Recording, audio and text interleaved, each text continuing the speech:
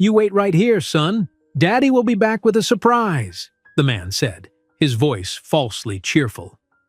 An 8-year-old boy in a wheelchair watched, confused, as his father walked away through the crowded mall food court. The boy saw his father's figure disappear into the crowd without looking back even once. But what that father didn't know was that the CEO of his new company was sitting at the next table and saw the whole thing. But before we dive into the full story, let me know where you're watching from and what time it is. Now subscribe to the channel and let's get started. Daddy, I can reach it myself. Mark Anderson opened his eyes. The voice came from the kitchen. He sat up in bed and looked at the clock. It was 6:15 in the morning. Friday morning. He rubbed his face and stood up. Mark walked out of his bedroom and into the small kitchen. His son Leo sat in his blue wheelchair near the counter. Leo was trying to reach the cabinet where the cereal boxes were kept. "Good morning, buddy," Mark said. His voice sounded tired. "Let me help you." Mark opened the cabinet and took out a box of cereal. He poured it into a bowl, then he opened the refrigerator and added milk. He placed the bowl on the kitchen table. "Can I have orange juice too?" Leo asked. "Sure," Mark said. He poured orange juice into a plastic cup and set it next to the bowl. Leo wheeled himself to the table. Mark sat down across from him. The table was covered with papers, bills, medical bills, rent notices. Mark moved them to the side. Leo ate his cereal slowly. He looked at his father. "Are you okay, Daddy?" Leo asked. "I'm fine," Mark said. "Eat your breakfast. Mrs. Chen will be here soon." Mark stood up and walked to the counter. He made himself coffee. He looked out the window at the buildings across the street. Lincoln Park was a nice neighborhood in Chicago, but the apartment was expensive. Too expensive. Mark's hands shook as he lifted the coffee cup to his lips. At 7:15, Mark helped Leo get dressed. He helped him put on a t-shirt with a dinosaur on it and a pair of jeans. Then he helped Leo brush his teeth in the bathroom. "Can we go to the park this weekend?" Leo asked. "Maybe," Mark said. "We'll see." The doorbell rang at 7:30. Mark opened the door. Mrs. Chen stood in the hallway smiling. She was a woman in her 60s with short gray hair and kind eyes. "Good morning, Mr. Anderson," Mrs. Chen said. "Good morning, Leo." "Good morning, Mrs. Chen," Leo said. His face brightened. Mrs. Chen came inside and took Leo's backpack from the chair. She helped Leo put it on his lap. Then she wheeled him toward the door. "Have a good day at work, Mr. Anderson," Mrs. Chen said. "Thank you," Mark said. "I'll be home around 5. "We'll see you then," Mrs. Chen said. She wheeled Leo into the hallway. Mark stood in the doorway and watched them go to the elevator. Leo waved. Mark waved back. Then he closed the door. Mark stood alone in the apartment. He looked at the bills on the table. He picked up one envelope. It was from the hospital. Leo had surgery 2 months ago. The bill was $8,000. Mark's insurance covered some of it, but he still owed $3,000. He put the envelope down. His chest felt tight. Mark got dressed in a white button-down shirt and gray pants.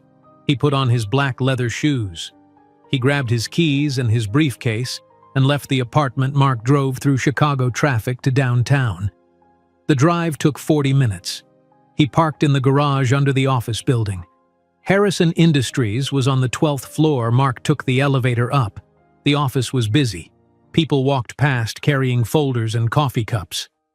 Mark went to his desk near the window. He sat down and opened his laptop. He looked at a spreadsheet with sales numbers. He needed these numbers to be good. He needed the promotion. He needed the money. At noon, Mark's co-worker Janet Lee came to his desk. She was carrying 2 cups of coffee. She handed one to Mark. "Here," Janet said. "You look like you need this." "Thanks," Mark said. Janet sat on the edge of his desk. She was a woman in her 30s with black hair and a friendly smile. "How is Leo doing?" Janet asked. "I remember you said he had a doctor appointment last week." Mark's jaw tightened. He took a sip of coffee. "He's doing great," Mark said. "Everything is fine." "That's good." Janet said. "You're doing such a good job with him. Being a single dad can't be easy." "It's not," Mark said. He looked down at his laptop. "But we manage." Janet smiled and stood up. "Well, if you ever need help, let me know." "I will," Mark said. But he would not ask. He never asked for help. At 2 o'clock, Mark's supervisor called him into a meeting. The supervisor's name was David Park. He was a serious man in his 50s. Mark sat across from him in a small office. "Let's talk about your quarterly numbers," David said. Mark opened his folder and showed David the reports. They talked about sales and clients. Mark tried to sound confident. He wanted David to see that he was ready for the promotion. After 30 minutes, the meeting ended. David did not say anything about the promotion. Mark walked back to his desk, feeling nervous. At 4 o'clock, Mark's phone made a sound. He looked at the screen. An email. The subject line said, "Urgent, company gala, tonight." Mark opened the email. It was from Mr. Robert Harrison, the CEO, the founder of the company. Mark's heart started beating faster. He read the email. "To all senior staff, I will announce the decision for the Senior Sales Director promotion tonight at the company gala at the Grand Hotel. The event begins at 7 o'clock. Attendance is required." Mark read the email 3 times. Tonight. The announcement was tonight. This was his chance. He stood up quickly. He grabbed his briefcase and his keys. He did not say goodbye to anyone. He walked to the elevator and went down to the parking garage. Mark drove home faster than usual. He kept checking the clock on the dashboard. It was 4:30. He had 2 hours to get ready and drive to the Grand Hotel.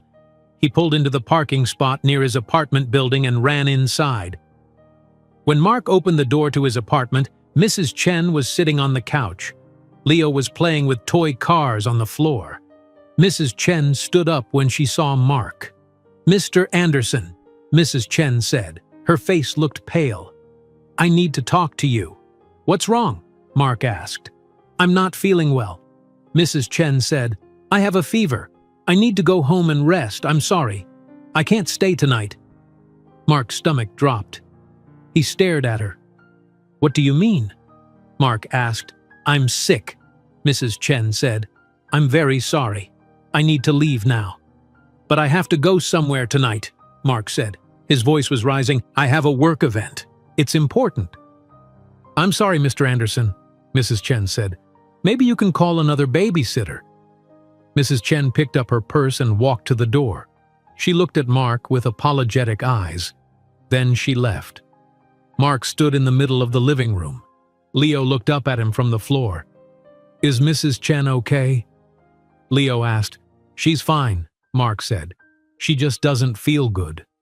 Mark pulled his phone out of his pocket. He opened his contacts. He called the first babysitter on his list. No answer. He left a voicemail. He called the second babysitter. No answer. He called the third, the fourth, the fifth. No one answered. No one called back. Mark looked at the clock on the wall. It was 5 o'clock. The gala started at 7. He needed to leave by 6:15 to get there on time. He had 1 hour and 15 minutes. Mark paced back and forth.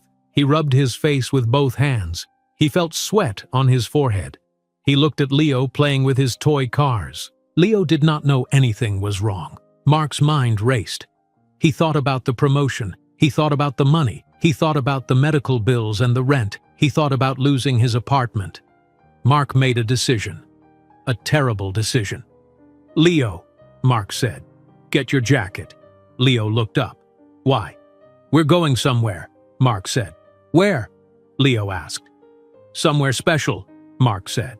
"Come on, let's go." Mark helped Leo put on his jacket. He grabbed Leo's wheelchair and pushed him out the door. They took the elevator down to the parking garage. Mark loaded Leo into the back seat of the car. He folded the wheelchair and put it in the trunk. His hands were shaking. Mark got into the driver's seat. He started the car. He gripped the steering wheel. His knuckles turned white. He looked in the rearview mirror at Leo sitting in the back seat. Leo looked confused. Mark pulled out of the parking garage and drove toward Westfield Mall. The car moved through the streets of Chicago. It was 5:15 in the evening. The sky was getting dark. Mark kept his eyes on the road. His hands gripped the steering wheel tightly. "Daddy, where are we going?" Leo asked from the back seat. "I told you," Mark said. "Somewhere special." "But where?" Leo asked again. "You'll see when we get there," Mark said. His voice was sharp. Leo was quiet for a moment. Then he spoke again. "Can I bring my toy car?" "You left it at home," Mark said. "It's fine. You don't need it." Leo looked out the window. He watched the buildings and cars pass by. He did not understand what was happening. His father seemed angry or scared.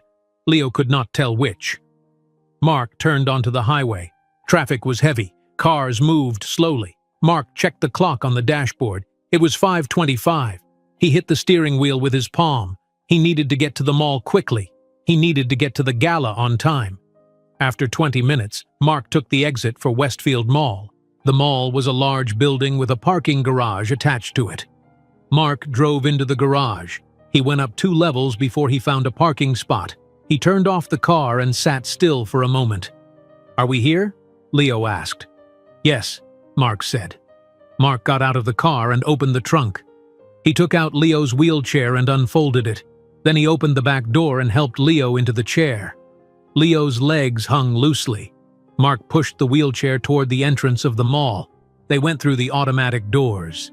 Music played from speakers above. The mall was crowded with people. Families walked together. Teenagers stood in groups laughing. Store windows were bright with lights and colorful displays. Leo looked around with wide eyes. "Are we shopping?" Leo asked. "Not exactly," Mark said. Mark pushed Leo through the main hallway. They passed a clothing store and a toy store. Leo turned his head to look at the toys in the window. "Can we go in there?" Leo asked. "Not right now," Mark said. "Maybe later." They reached the escalator. Mark pushed the wheelchair onto it carefully. They rode up to the second floor. The second floor was busier than the first. The food court was straight ahead.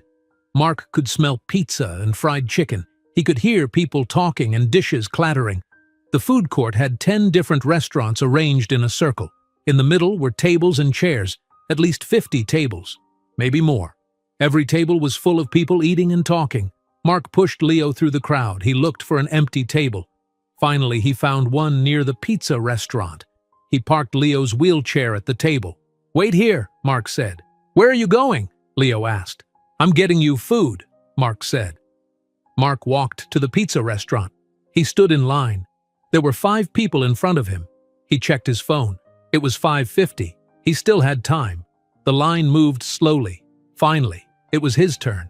He ordered a slice of pepperoni pizza and a soda. He paid with his credit card.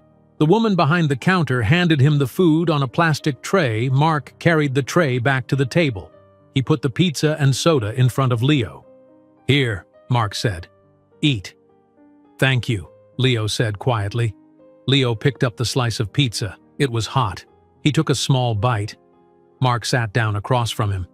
He did not look at Leo. He looked at his phone. He checked the time again. It was 5:55. Mark stood up. Leo looked up at him. "Are you leaving?" Leo asked. "I have to go pick up something," Mark said. "What are you picking up?" Leo asked. "Something important," Mark said. "I'll be back soon." "Can I come with you?" Leo asked. His voice was small. "No," Mark said. "You need to stay here and eat your pizza." "But I don't want to stay here alone," Leo said. His eyes were getting wet. Mark knelt down next to the wheelchair. He looked at Leo, but he did not really see him. His mind was already at the gala. His mind was already thinking about the promotion. "Listen to me," Mark said. "I'll be back in 2 hours, I promise. And when I come back, I'll bring you a surprise, a toy, whatever you want." "2 hours?" Leo said. His voice shook. "Just 2 hours," Mark said. "You'll be fine. There are lots of people here. Just stay at this table. Don't talk to strangers. Don't move. I'll be back before you know it." "Daddy, I'm scared," Leo said. "You don't need to be scared," Mark said. He stood up. "You're a big boy. Just eat your pizza and drink your soda. I'll be back soon." Mark turned and walked away. He walked quickly into the crowd. He did not look back. Behind him, Leo called out, "Daddy!" Mark heard Leo's voice, but he did not stop. He kept walking. He pushed past people. He walked faster. He reached the escalator and went down to the first floor. He walked through the main hallway toward the exit. His heart was pounding. His hands were shaking. He told himself it was fine. Leo would be fine. It was only 2 hours. People left their kids alone all the time. Leo was 8 years old. He was not a baby. He would be fine. Mark pushed through the automatic doors and walked into the parking garage. He went up the stairs to the second level. He found his car and got inside. He sat in the driver's seat and gripped the steering wheel. He stared at the concrete wall in front of him. "He'll be fine," Mark said out loud to himself. "It's only 2 hours. He'll be fine." Mark started the car. He backed out of the parking spot and drove down the ramp. He exited the parking garage and turned onto the street. He drove toward downtown Chicago, toward the Grand Hotel, toward the gala, toward the promotion. He did not think about Leo sitting alone at the table. He did not think about how scared Leo looked. He pushed those thoughts away. He had to focus. He had to get this promotion. Everything depended on it. Back at the food court, Leo sat alone at the table. His slice of pizza sat on the tray in front of him. He was not eating anymore. His hands gripped the armrests of his wheelchair. His eyes scanned the crowd.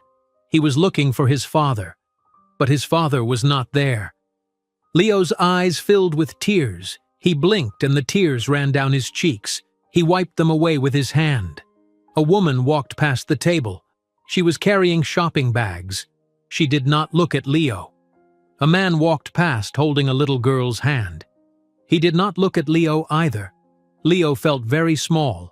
The food court was loud. People were laughing and talking. But Leo felt alone, more alone than he had ever felt before. He wanted his mother. He wanted his father. He wanted to go home. At a table 15 feet away, an older man and woman were sitting together. The man was tall with gray hair. He wore an expensive suit. The woman next to him had white hair and a kind face. She wore a blue dress and a pearl necklace. They were drinking coffee. They had shopping bags next to their chairs. The man's name was Robert Harrison. The woman's name was Patricia Harrison. They had come to Westfield Mall to buy a birthday gift for their grandson. They found a toy at the store on the first floor. Now they were resting and having coffee before going home. Robert took a sip of his coffee. He looked around the food court. His eyes stopped on a boy in a wheelchair sitting alone at a table. The boy was small. He looked about 8 years old. He had curly brown hair. He was crying. Robert frowned. He watched the boy. He waited to see if a parent would come back. No one came. The boy sat alone. He wiped his eyes with his hand. He looked scared. Robert kept watching. Something about the boy looked familiar. Robert had seen him before. But where? Then Robert remembered. There was a photograph on Mark Anderson's desk at the office. A photograph of Mark and his son. The son had curly brown hair.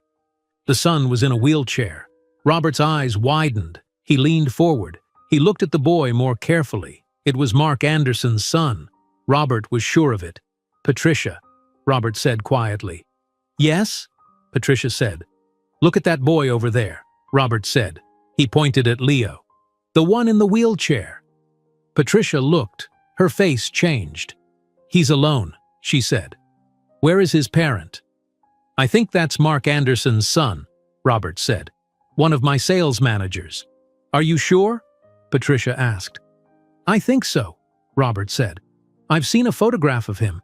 Robert and Patricia watched. They waited 5 minutes. No one came to the table. The boy sat alone. He was not eating. He was not moving. He just sat there looking scared and sad. "Something is wrong," Patricia said. "We should go talk to him." Robert stood up. His face was hard. His jaw was tight. He walked slowly toward Leo's table. Patricia followed him. Robert stopped in front of the table. Leo looked up. His eyes were red from crying. Robert's heart broke. He knelt down so he was at Leo's eye level. "Hello," Robert said gently. "My name is Robert Harrison. Are you okay?" Leo stared at him. He recognized the name. His father talked about Mr. Harrison all the time. Mr. Harrison was his father's boss, the big boss, the owner of the company. "I know you," Leo said quietly. "You're my dad's boss." Robert's stomach twisted. So it was true this was Mark Anderson's son, and Mark was nowhere to be seen. Robert stayed kneeling in front of Leo. He kept his voice calm and gentle. "That's right," Robert said. "I work with your dad. What's your name?" "Leo," the boy said. His voice was very quiet. "Hello, Leo," Robert said. "Can you tell me where your father is?" Leo wiped his eyes with the back of his hand.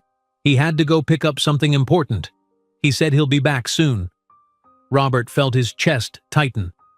"When did he leave?" "I don't know," Leo said. "A little while ago." "How long ago?" Robert asked. Leo looked confused. "I don't know. Maybe 10 minutes, maybe more. I can't tell." Patricia came closer. She sat down in the empty chair next to Leo. She reached into her purse and pulled out a small package of cookies. "Would you like a cookie, Leo?" Patricia asked. Her voice was soft and warm. Leo looked at the cookies. He nodded. Patricia opened the package and handed him one. Leo took it, but he did not eat it. He just held it in his hand. "My name is Patricia," she said. "I'm Robert's wife. Are you here by yourself?" "My dad is coming back," Leo said quickly. "He promised. He's bringing me a surprise." Robert and Patricia looked at each other. Patricia's face showed worry and anger. Robert's face was hard. His jaw was tight. "Did your father say where he was going?" Robert asked. "No," Leo said. "He just said he had to pick up something important." "And he left you here alone?" Patricia asked. Leo nodded.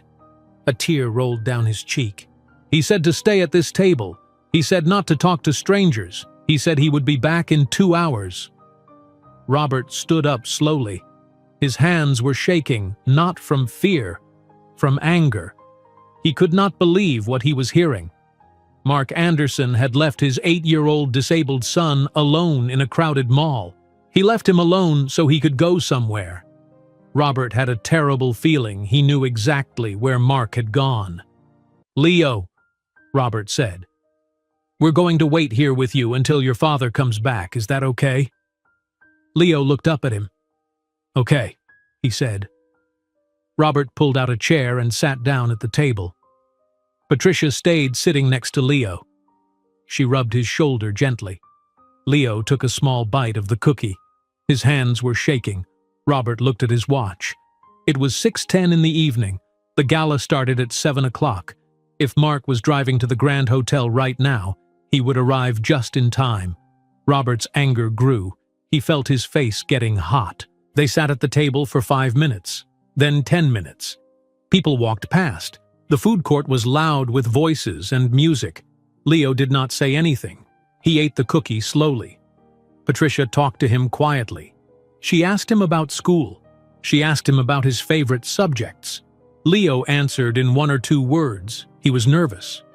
Robert checked his watch again. It was 6:20. Mark had not come back. Robert stood up.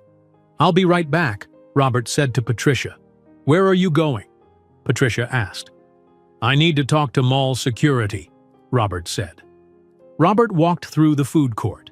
He went down the escalator to the first floor. He walked to the security office near the main entrance. The door had a sign that said security. Robert knocked on the door. A man opened it. He was wearing a dark blue uniform with a badge. His name tag said, Officer Mike Torres. "Can I help you?" Officer Torres asked. "Yes," Robert said. "My name is Robert Harrison. I need to report a child who has been left alone." Officer Torres's face became serious. "Come inside." Robert stepped into the small office. There were screens on the wall showing camera footage from different parts of the mall. Another security officer sat at a desk looking at the screens. His name tag said, Officer James Reed. "Tell me what happened," Officer Torres said. Robert explained everything. He told them about Leo sitting alone at the food court. He told them that Leo's father left him there over 30 minutes ago. He told them he believed the father had left the mall completely. Officer Torres frowned. "Do you know what the father looks like?" "Yes," Robert said. "His name is Mark Anderson. He's about 5 feet 10 inches tall. Brown hair, he was probably wearing business clothes." Officer Torres turned to Officer Reed. "Can you check the cameras?" Officer Reed nodded. He started typing on the computer. He pulled up footage from the food court. He rewound the video. Robert watched the screen. He saw himself and Patricia sitting at their table drinking coffee. Then he saw Mark push Leo in the wheelchair to a different table. He saw Mark buy pizza. He saw Mark sit down with Leo for a moment. Then he saw Mark stand up and walk away. He saw Mark disappear into the crowd. "Keep going," Officer Torres said. Officer Reed switched to a different camera. This one showed the escalator. The footage showed Mark going down the escalator. Then another camera showed Mark walking through the main hallway. Then another camera showed Mark leaving through the automatic doors. Officer Reed checked the timestamp on the video. "He left the building at 6:02, Officer Reed said. Officer Torres looked at Robert. "He's been gone for over 20 minutes. "I know," Robert said. His voice was hard. "We need to call the police," Officer Torres said. Robert held up his hand. "Wait, let me handle this. I know where he went." Officer Torres looked uncertain. "Sir, this is a serious situation. A child has been abandoned." "I understand," Robert said. "But I know the father. I know where he is. I will take care of this personally. I will make sure the child is safe." Officer Torres hesitated. He looked at Officer Reed. Officer Reed shrugged. "What do you want to do?" Officer Torres asked. "I'm going to take the boy with me," Robert said. "I will make sure he is safe and cared for, and I will deal with the father tonight." Officer Torres shook his head. "I don't know if that's a good idea. You're not family." "The boy knows me," Robert said. "He trusts me. I'm not going to let him sit alone at that table while we wait for his father to come back, because his father is not coming back anytime soon." Officer Torres was quiet for a moment, then he sighed. "If the boy goes with you willingly, and if you promise to contact Child Services, then I won't stop you. But I'm writing a report about this, and I'm keeping the camera footage." "That's fine," Robert said. "Please do." Robert left the security office. He walked back through the mall to the food court. His mind was racing. He was thinking about Mark. He was thinking about the gala. He was thinking about what he was going to do when he saw Mark again. Robert reached the table where Patricia and Leo were sitting. Patricia looked up at him. She could see the anger in his eyes. "What did they say?" Patricia asked quietly. "They have Mark on camera leaving the mall," Robert said. He looked down at Leo. Leo was staring at his empty plate. "Leo, I need to ask you something. Will you come with me and Patricia? We're going to take you somewhere safe." Leo looked up. His eyes were wide and scared. "But what about my dad? He said to wait here." "Your dad is not coming back right now," Robert said gently. "But I know where he is. I'm going to make sure you see him soon. I promise. But right now, you need to come with us." Leo's eyes filled with tears again. "Is my dad okay?" "He's fine," Robert said. "But he made a bad choice, and I need to make sure you're safe. Will you trust me?" Leo looked at Patricia. Patricia smiled at him and took his hand. "We'll take good care of you," Patricia said. "I promise." Leo was quiet for a long moment. Then he nodded. "Okay." Robert felt relief. He also felt sadness. This little boy had been abandoned by his own father, and he was so scared that he was willing to go with strangers just to feel safe. Patricia stood up and took hold of Leo's wheelchair. Robert picked up their shopping bags. They walked through the food court together. They rode the escalator down to the first floor. They walked through the main hallway toward the exit. People stared at them. Robert did not care. They went outside into the parking garage. Robert's car was parked on the third level. It was a black luxury sedan. Robert opened the back door. He carefully lifted Leo out of the wheelchair and placed him in the back seat. He buckled the seatbelt around him. Then he folded the wheelchair and put it in the trunk. Patricia got into the passenger seat. Robert got into the driver's seat. Robert started the car. He looked at Leo in the rearview mirror. Leo was staring out the window. His face was sad and confused. Robert put the car in reverse and backed out of the parking spot. He drove down the ramp and exited the parking garage. He turned onto the street. He drove toward downtown Chicago, toward the Grand Hotel, toward the Gala, toward Mark Anderson. Robert's hands gripped the steering wheel tightly. He had made a decision. Mark Anderson was going to face consequences tonight, in front of everyone. The drive to downtown Chicago took 30 minutes.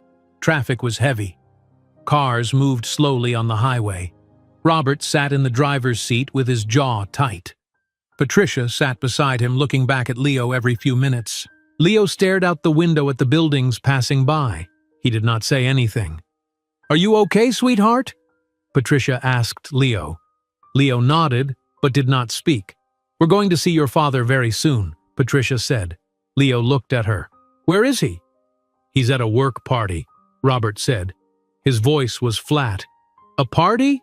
Leo asked. "He left me at the mall to go to a party?" Robert's hands tightened on the steering wheel. He did not answer.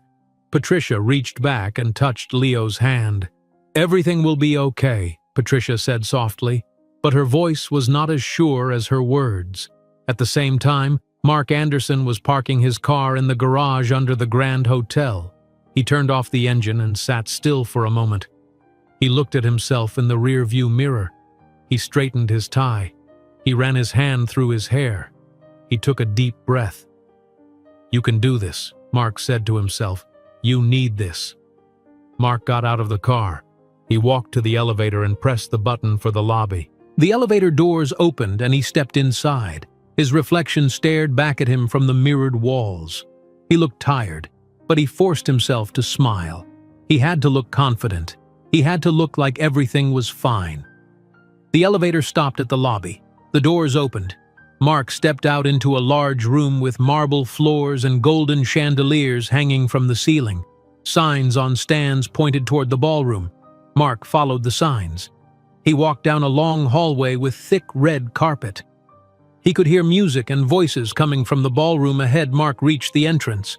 2 large wooden doors were open. Inside was the ballroom. It was huge. The ceiling was high with more chandeliers. Round tables covered with white tablecloths filled the room. Each table had a vase of flowers in the center. People stood in groups, talking and laughing. Waiters in black suits walked around carrying trays with glasses of champagne and small plates of food. Mark walked into the ballroom. He checked his watch. It was 7 o'clock exactly. He had made it on time. A waiter walked past. Mark took a glass of champagne from the tray. He took a sip. The cold liquid helped calm his nerves. He looked around the room. He saw people he knew. Colleagues from the sales department, managers from other departments, senior executives. Mark walked toward a group of men standing near one of the tables. He recognized them. They were sales managers like him. They were his competition for the promotion. "Mark," one of them said. His name was Eric Walsh. "You made it." "Of course I made it," Mark said. He smiled and shook Eric's hand. "I wouldn't miss this." "Big night," Eric said. "One of us is going to be the new senior sales director." "May the best man win," Mark said. They talked about sales numbers and clients. Mark laughed at their jokes. He pretended everything was normal. He pretended he had not just left his son alone at a mall. He pushed the thought out of his mind. Leo was fine. He would be back at the mall in 2 hours. Everything was fine. A woman's voice spoke behind him. "Mark!" Mark turned around. It was Janet Lee.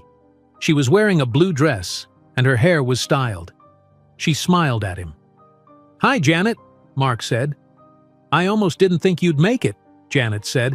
"I know Fridays are hard with Leo." Mark's chest tightened, but he kept smiling. "I figured it out. Leo is having a fun evening with his grandmother." "His grandmother?" Janet asked. "I thought you said she lived far away." "She does, in Milwaukee," Mark said. "But she came down to visit this weekend, perfect timing." "That's wonderful," Janet said. "I'm sure Leo is happy to see her. You're so lucky to have family support." "I am," Mark said. The lie came easily. Too easily. Janet smiled and walked away. Mark finished his champagne. He took another glass from a passing waiter. He drank half of it quickly. The alcohol made him feel lighter, less guilty. He told himself again that Leo was fine. At 7:30, someone on the stage tapped a microphone.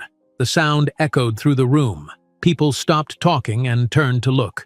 A man walked onto the stage. His name was Thomas Bryant.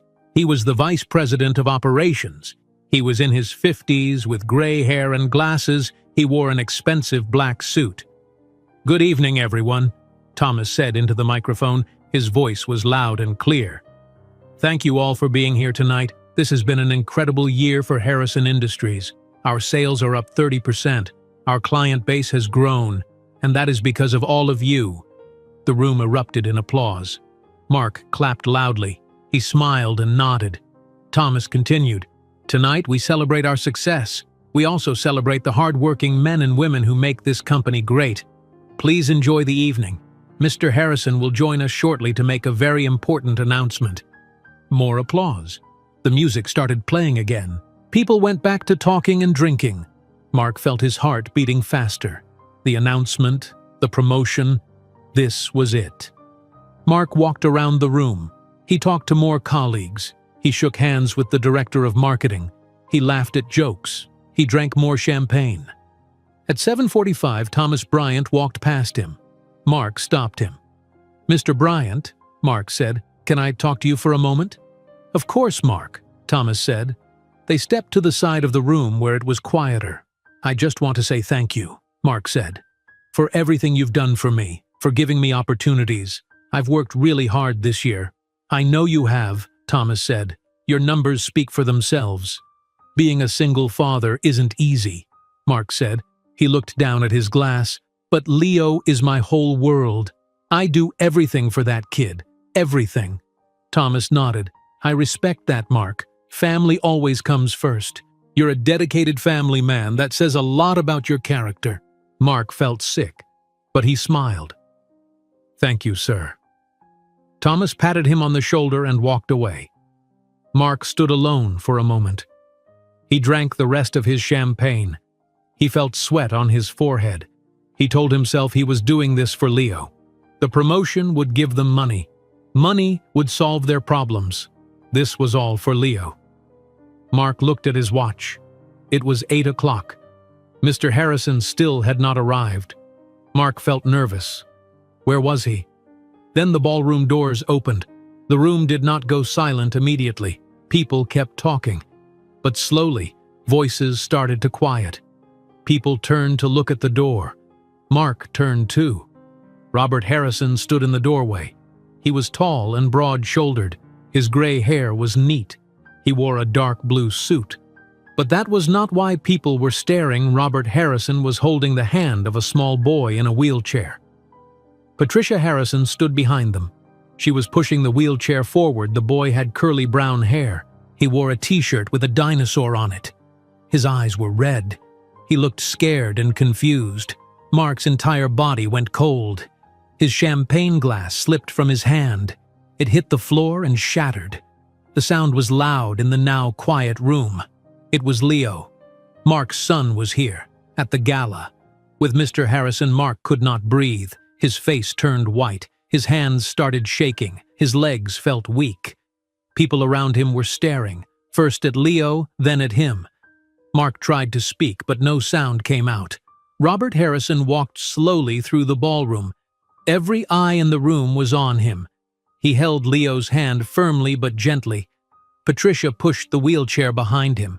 The wheels rolled quietly on the carpet. No one spoke. No one moved. The only sound was the music still playing softly from the speakers. Robert walked past tables full of people. He walked past the vice president and the director of marketing. He walked past Janet Lee. Her face showed confusion and concern, and he walked past Mark's competition. Their mouths hung open.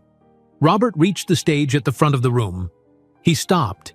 He carefully lifted Leo out of the wheelchair and carried him up the steps onto the stage. Patricia folded the wheelchair and brought it up onto the stage. She unfolded it and Robert placed Leo back in it. The room was completely silent now. Even the music had stopped. 200 people stared at the stage, at Robert Harrison, at the little boy in the wheelchair.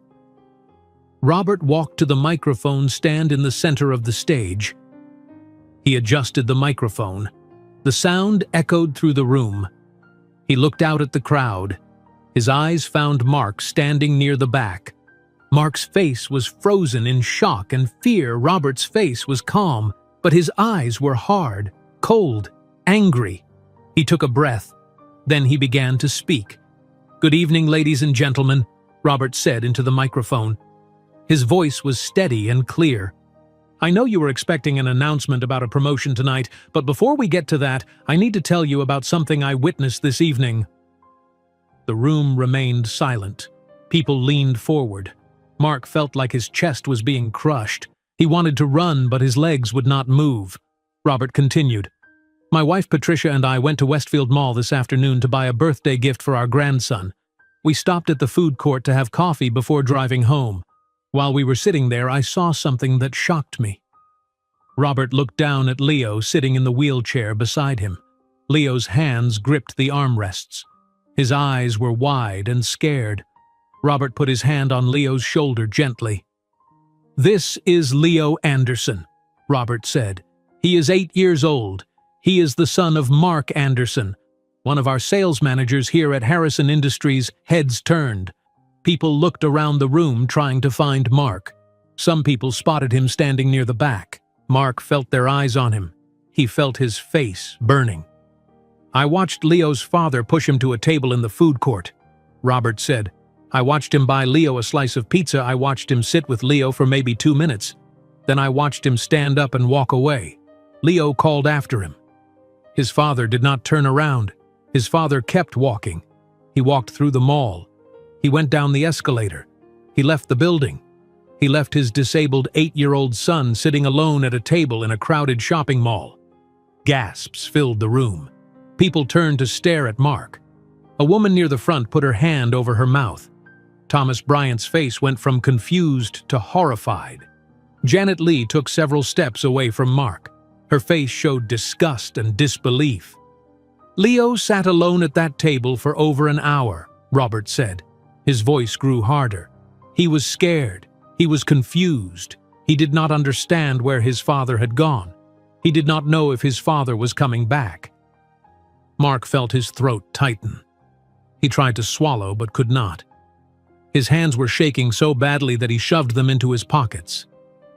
"My wife and I approached Leo," Robert continued. "We asked him what happened. Do you know what he told us?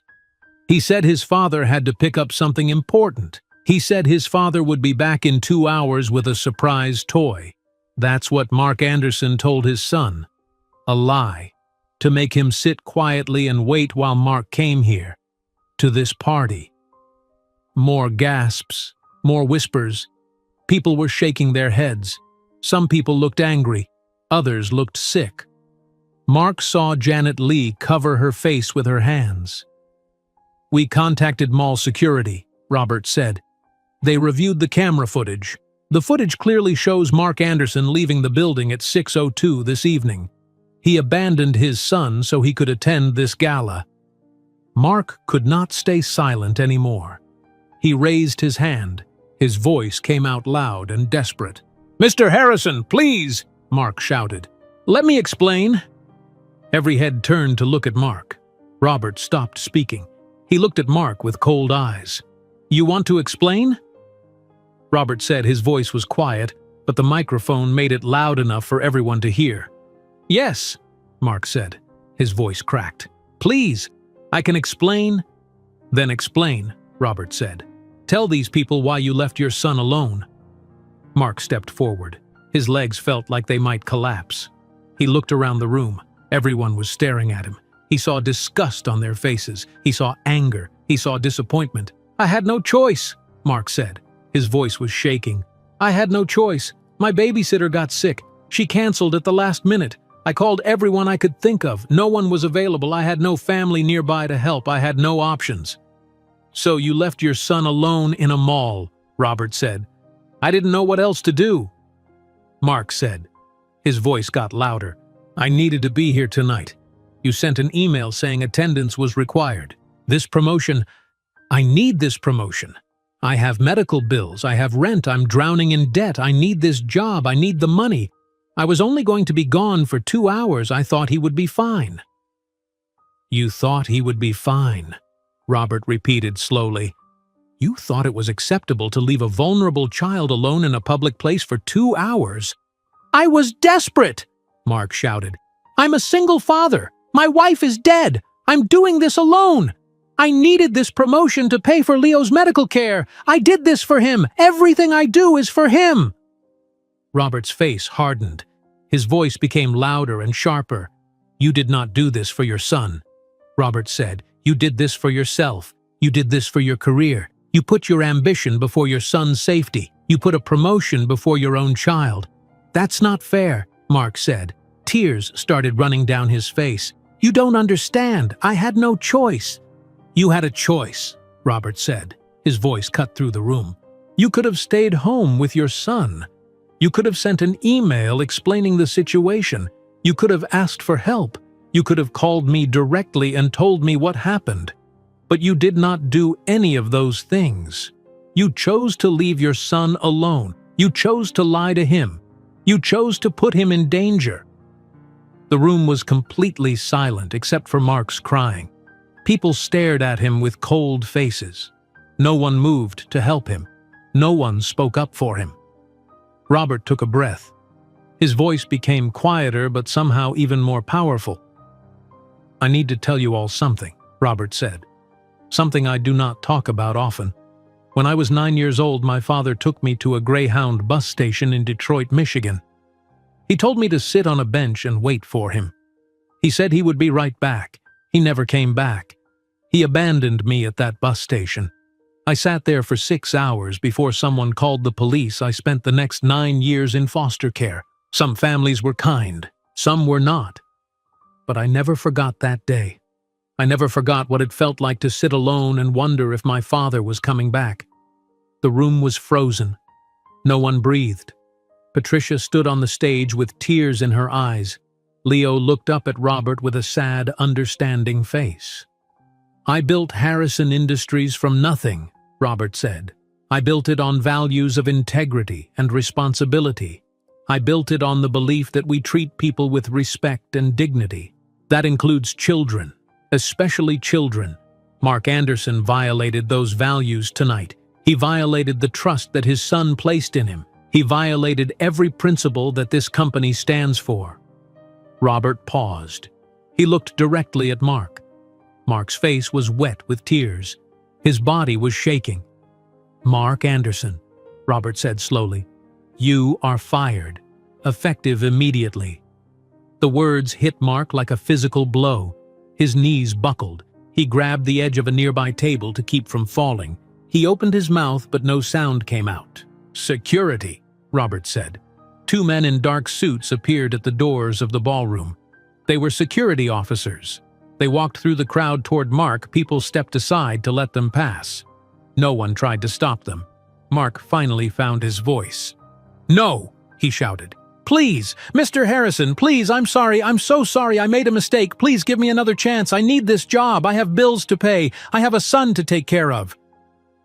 The security officers reached Mark. They took him gently by the arms.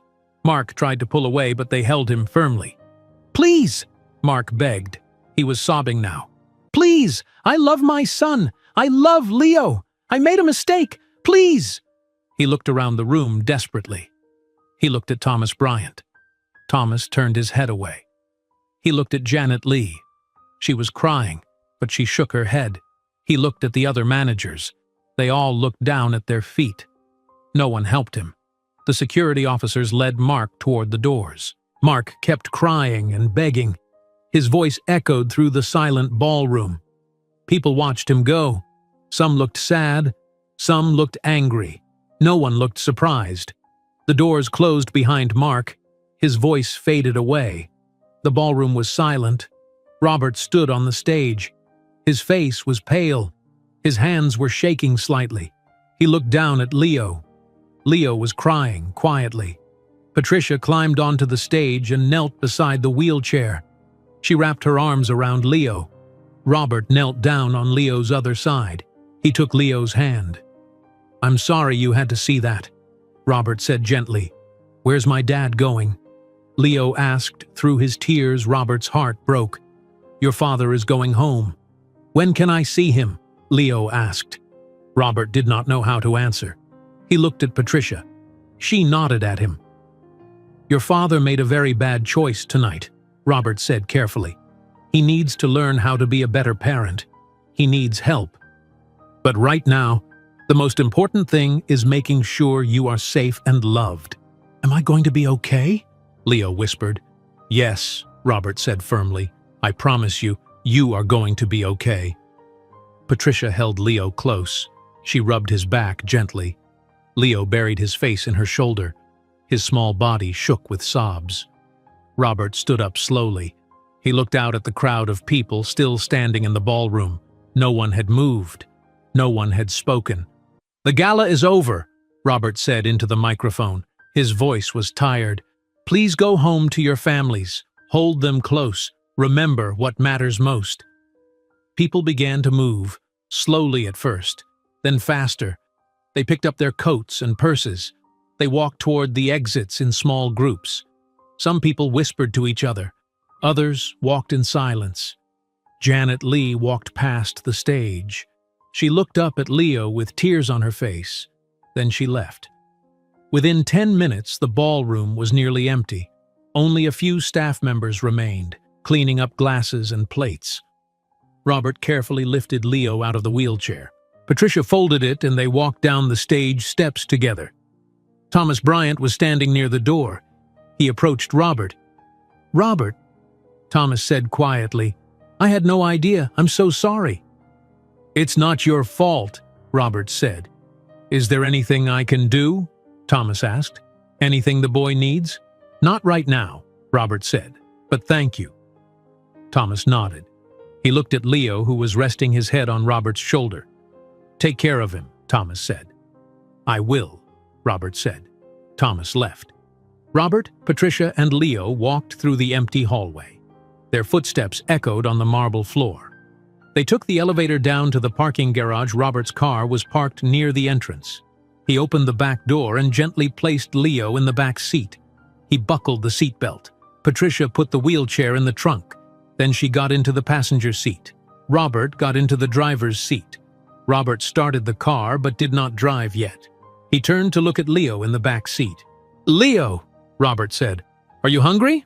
Did you eat dinner?" Leo shook his head. "I only had 2 bites of pizza." "Would you like to get some food?" Patricia asked. Leo nodded slightly. They drove to a small diner 3 blocks from the hotel. It was a quiet place with red booths and checkered floors. There were only a few other customers inside. Robert parked the car, and they went inside. A waitress with gray hair and a friendly smile greeted them. "Table for 3?" she asked. "Yes, please," Patricia said. The waitress led them to a booth near the window. Robert lifted Leo into the booth. Patricia sat beside him. Robert sat across from them. The waitress brought menus and glasses of water. "What would you like, sweetheart?" Patricia asked Leo. Leo looked at the menu, but his eyes were still red and puffy. "I don't know," he said quietly. "How about a cheeseburger and French fries?" Patricia suggested. "Okay," Leo said. When the waitress came back, Patricia ordered for Leo. She also ordered soup for herself, and Robert ordered coffee. The waitress smiled at Leo and walked away. Leo stared at the table. He did not say anything. Patricia held his hand. Robert watched him with a heavy heart. "Leo," Robert said gently, "I know tonight was very scary. I'm sorry you had to go through that." "Why did my dad leave me?" Leo asked. His voice was very small. Robert chose his words carefully. Your father was scared. He thought he needed to be at that party. He thought it was more important than staying with you. He was wrong. Is he mad at me? Leo asked. No, Patricia said quickly. Oh, sweetheart, no. None of this is your fault. Your father is not mad at you. He loves you, but he made a very bad choice.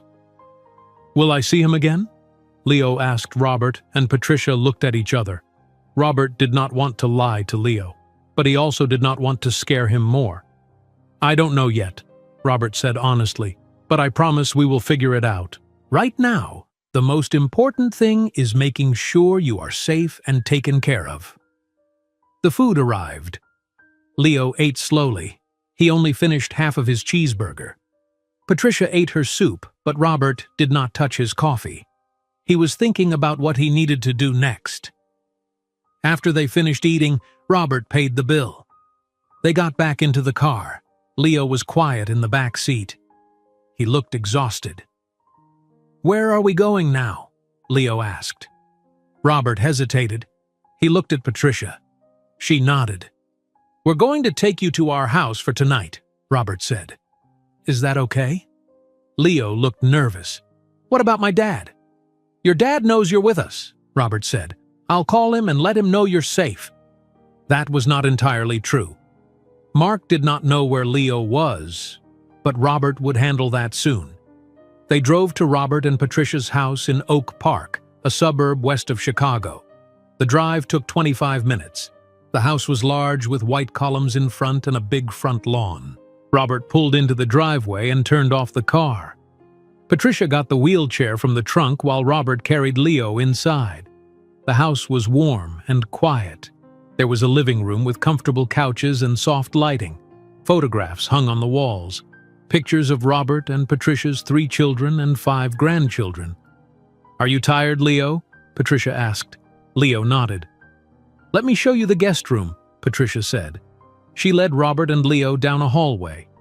She opened a door to a bedroom with a large bed covered in a blue blanket. There was a dresser and a lamp on the nightstand. Patricia pulled back the covers. This is where you'll sleep tonight, Patricia said. Robert placed Leo on the bed. Patricia helped him take off his shoes. Leo lay down and Patricia covered him with the blanket. He looked very small in the big bed. Will you stay? Leo asked. His eyes were wide and scared. I'll stay right here until you fall asleep, Patricia said. She sat on the edge of the bed. Robert stepped out of the room. He walked down the hallway to his office. He closed the door and sat at his desk. He turned on the lamp. Then he picked up his phone.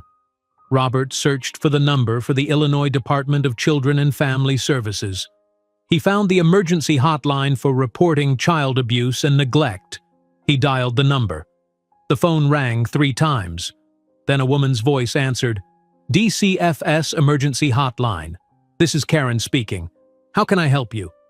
My name is Robert Harrison, Robert said. I need to report a case of child abandonment. Can you tell me what happened? Karen asked. Robert explained everything. He told her about seeing Mark abandon Leo at the mall. He told her about the security footage. He told her about confronting Mark at the gala. He told her that Leo was currently safe at his house. Karen asked many questions. She asked for Mark's full name and address. She asked for Leo's full name and age. She asked if Leo had any injuries. She asked if Leo had any other family members. I believe his maternal grandmother lives in Milwaukee, Wisconsin, Robert said. But I don't know her name or contact information. We'll investigate, Karen said. Can you keep the child safe for tonight? Yes, Robert said.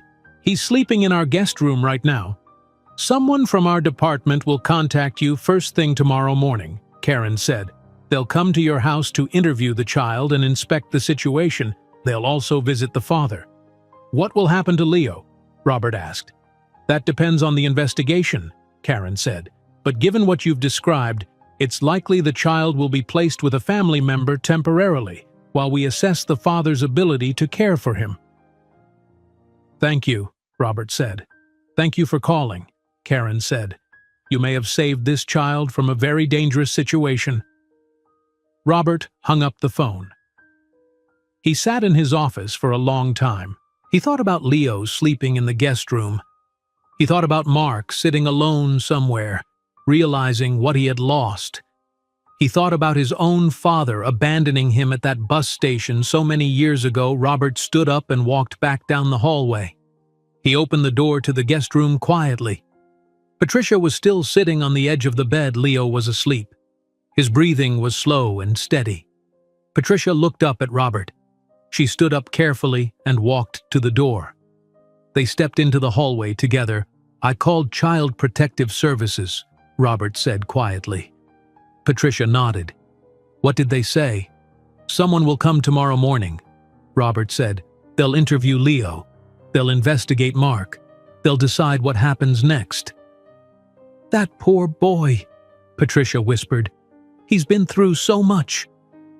"I know," Robert said. He put his arm around his wife. "But he's safe now. We'll make sure he stays safe." They walked back to the living room together. They sat on the couch. Neither of them spoke for a long time. The house was quiet except for the ticking of the clock on the wall.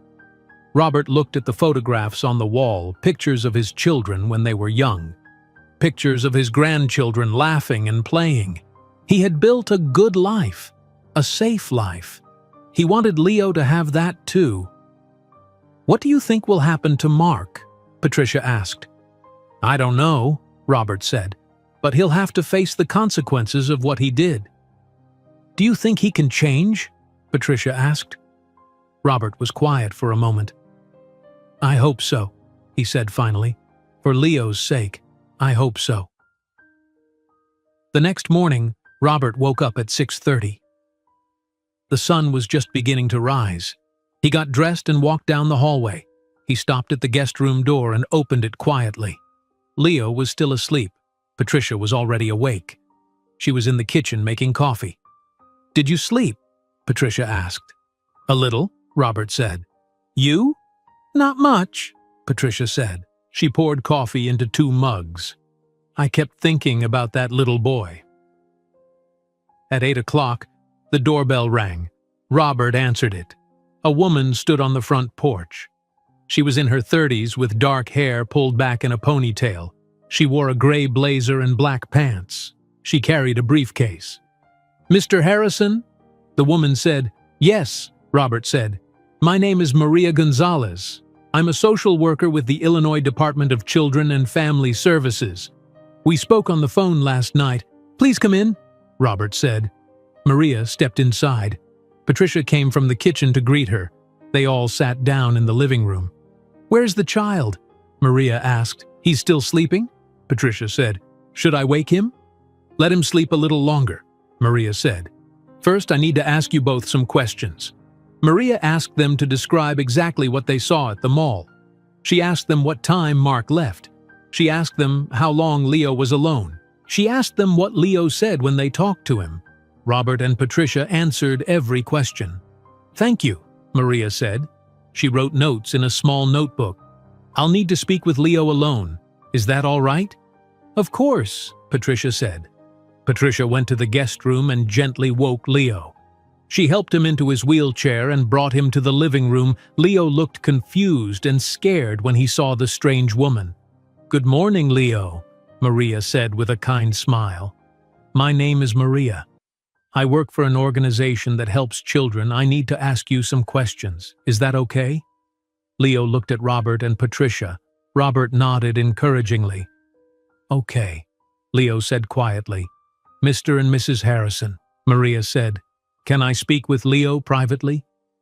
Robert and Patricia went to the kitchen. They sat at the table and waited. They could hear Maria's voice speaking softly in the other room but could not hear the words. After 20 minutes, Maria came into the kitchen. Her face was serious. "Thank you for your cooperation," Maria said. "Leo confirmed everything you told me. I'm going to visit the father now. Leo will need to stay here until I complete my investigation." "That's fine," Robert said. "He can stay as long as necessary." Maria left Robert and Patricia went back into the living room. Leo was sitting in his wheelchair staring at his hands. "How are you feeling?" Patricia asked. "I want to go home," Leo said. "I want to see my dad." "I know," Patricia said gently, "but you need to stay here for a little while longer." "Is my dad in trouble?" Leo asked. Robert sat down on the couch. "Yes," he said honestly, "he is." Maria drove from Oak Park to Lincoln Park. She found Mark's apartment building and parked on the street. She took the elevator up to the 4th floor. She knocked on the door of apartment 412. Mark opened the door. He looked terrible. His eyes were red and swollen. His hair was messy. He wore the same clothes from last night. His shirt was wrinkled and stained. "Mark Anderson?" Maria asked. "Yes," Mark said. His voice was hoarse. "My name is Maria Gonzalez. I'm from the Department of Children and Family Services. I need to come inside and speak with you." Mark's face went pale. "Where's Leo? Is he okay?" "Leo is safe," Maria said. "May I come in?" Mark stepped aside. Maria walked into the apartment. She looked around slowly. The apartment was small. 1 bedroom, 1 bathroom, a kitchen and living room combined. Dirty dishes were piled in the sink. Papers covered the kitchen table bills, medical bills, rent notices. Some of them had red stamps that said overdue and final notice. "Mr. Anderson," Maria said, "I need to ask you about what happened yesterday evening." Mark sat down on the couch. He put his head in his hands. "I know I messed up," he said. "I know it was wrong, but I didn't know what else to do." "Tell me what happened," Maria said. Mark explained about Mrs. Chen getting sick. He explained about calling babysitters. He explained about the email from Mr. Harrison. He explained about needing the promotion. "So you left your son alone at a mall," Maria said. "I was desperate," Mark said. His voice cracked. "I have so many bills. Medical bills, rent. I'm drowning. I thought if I could just get that promotion, everything would be okay. I thought Leo would be fine for 2 hours."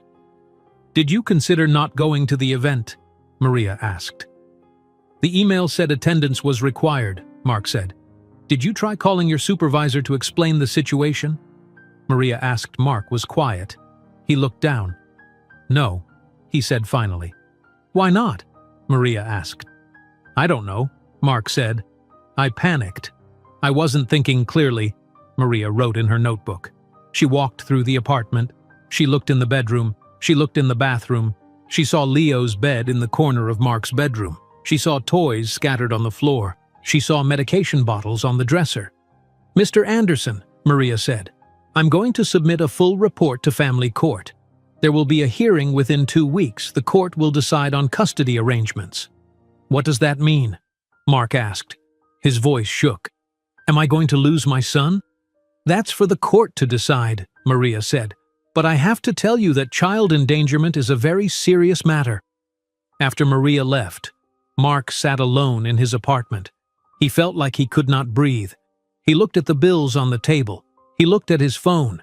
He had 17 missed calls, 5 from numbers he did not recognize, probably reporters, 6 from colleagues at work, 3 from his landlord, 3 from a number in Milwaukee, Wisconsin. He did not know anyone in Milwaukee. Mark was about to put the phone down when someone knocked on the door. He stood up and opened it. A man in a brown uniform stood in the hallway. He held an envelope. "Mark Anderson?" the man said. "Yes," Mark said. "This is for you," the man said. He handed Mark the envelope. Mark closed the door. He opened the envelope. Inside was a letter from his landlord. The letter said his rent was 2 weeks overdue. He had 5 days to pay the full amount plus a late fee. If he did not pay, he would be evicted. Mark crumpled the letter in his fist. He had no money. He had no job. He had no way to pay. Mark picked up his phone. He called the main office number for Harrison Industries. A receptionist answered. "Harrison Industries, how may I help you?" "This is Mark Anderson," Mark said. "I need to speak with David Park. He's my supervisor." "1 moment, please," the receptionist said. The phone rang. Then David's voice came on. "David Park speaking." "David, it's Mark," Mark said quickly. "I need to talk to you. I need my job back. Please, I made a terrible mistake, but I can fix it. Please give me another chance." There was a long silence. "Mark," David said finally, his voice was cold. "The decision is final. You no longer work for Harrison Industries. Don't call here again." The line went dead. Mark called 3 other companies where he had contacts. He left voicemails begging for interviews. No one called back. Mark opened his laptop. He typed his name into the search bar. The results made his stomach turn. The story was everywhere. Local news websites, social media. Someone had filmed the scene at the gala on their phone. The video was spreading. Mark watched himself crying and begging as security led him away. The comments below the video were brutal. What kind of father abandons his disabled son? He deserves to lose everything. That poor child. I hope he never has to see his father again. Mark closed the laptop. He felt sick. He walked to the bathroom and threw up. He sat on the floor with his back against the wall. He could not stop crying. His phone rang. Mark looked at the screen. It was one of the Milwaukee numbers again. Mark answered. "Hello?" Mark said. "Mark Anderson?" a woman's voice said. The voice was sharp and angry. "Yes," Mark said. "This is Dorothy Mitchell," the woman said, Sarah's mother, Leo's grandmother. Mark's entire body went cold. Dorothy. He had not spoken to her in over a year. Not since Sarah's funeral, Dorothy had wanted to help with Leo after Sarah died. She had offered to move to Chicago or to take Leo to Milwaukee. Mark had refused. He said he could handle it alone. Dorothy had been angry. They had argued. They had not spoken since. "Dorothy," Mark said. How did I find out?" Dorothy interrupted. Her voice was shaking with rage. "I saw the video, Mark. Everyone saw the video. You abandoned my grandson. You left him alone so you could go to a party." "It wasn't like that," Mark said weakly. "It was exactly like that," Dorothy said. "I knew you couldn't handle raising Leo alone. I knew it, but you were too proud to accept help. And now look what happened." "I'm sorry," Mark said. "I'm so sorry." "You should be sorry," Dorothy said. "I'm calling a lawyer. I'm going to fight for custody of Leo. He deserves better than you." "Dorothy, please," Mark started. But she had already hung up. Mark sat on the bathroom floor holding his phone. Everything was falling apart. His job, his home, his son, his life. And it was all his fault.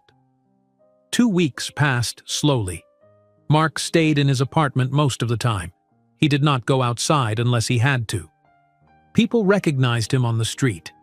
They whispered and pointed. One woman yelled at him in the grocery store. She called him a terrible father. Mark left his cart and walked out. 5 days after Dorothy's phone call, Mark received an eviction notice. The landlord put it on his door. Mark had not paid rent. He had 7 days to leave the apartment. Mark packed his belongings into boxes. He did not have many things: clothes, a few dishes, Leo's toys. Mark held one of Leo's toy dinosaurs in his hand. He started crying again. He put the toy in a box. Mark found a cheap motel in Cicero, a town outside Chicago. The room cost $40 per night. It was small, with 1 bed, a bathroom, and a television that did not work properly. The walls were thin. Mark could hear people arguing in the room next door.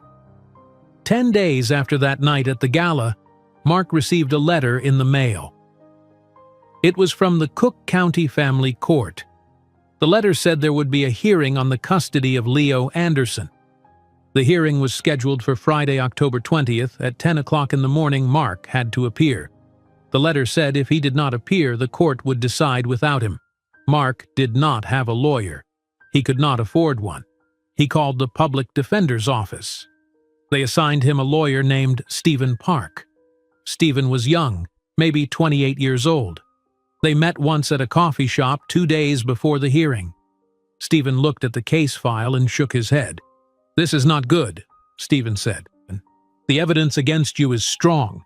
Witness statements, security footage, a report from child services." "Can you help me?" Mark asked.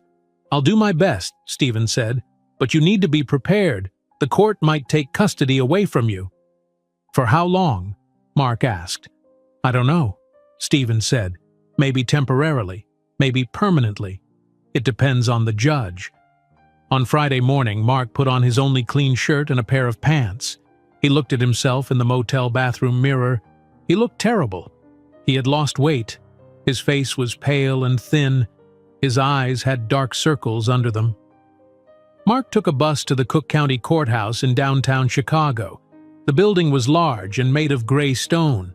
Mark walked through security and took the elevator to the 5th floor. He found courtroom 512. He opened the door and went inside. The courtroom was not large. There were wooden benches like church pews.